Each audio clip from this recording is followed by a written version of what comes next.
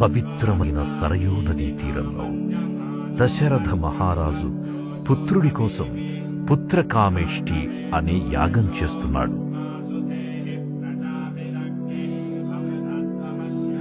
ఈ ప్రపంచంలో ఈ యాగాన్ని సఫలంగా జరిపించగల వ్యక్తి ఒక్కరే అని సూర్యవంశానికి రాజగురువైన వశిష్ఠ మహర్షి సెలవిచ్చారు.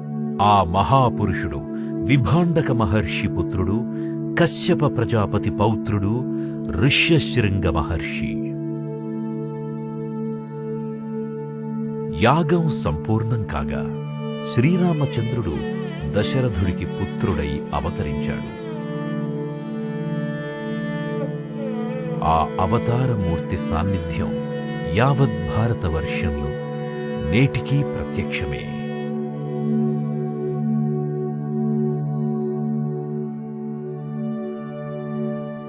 పడమటి కనుమల్లో పవిత్రమైన తుంగభద్ర తీరంలో నేడు శృంగేరి అని పిలువబడే ప్రదేశంలో విభాండక మహర్షి తన పుత్రుడైన ఋష్యశృంగ మహర్షిని ఏకాంతంగా పెంచాడు.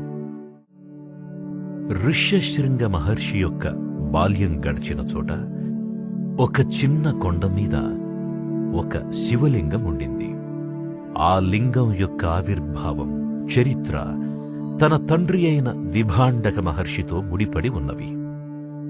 ఋష్యశృంగ మహర్షి తన తండ్రితో పాటు ఈ లింగాన్ని అర్చిస్తూ సుదీర్ఘకాలం గడిపి అతిమానుషాలైన శక్తి సంపదల్ని సంపాదించారు. ఈ దివ్య శక్తులు వల్ల, తన నిర్మలమైన పెంపకము వల్ల, స్వచ్ఛ స్వభావం వల్ల శ్రీరామావతారానికి ఋష్యశృంగ మహర్షే తగిన సాధనమయ్యారు. ఇప్పుడు మనం చెప్పుకోబోయే ఈ కథ ఈ మహర్షులిద్దరికీ పరశివావతారులైన శంకర భగవత్పాదులకు ఉన్న సంబంధాన్ని తెలిపే కథ.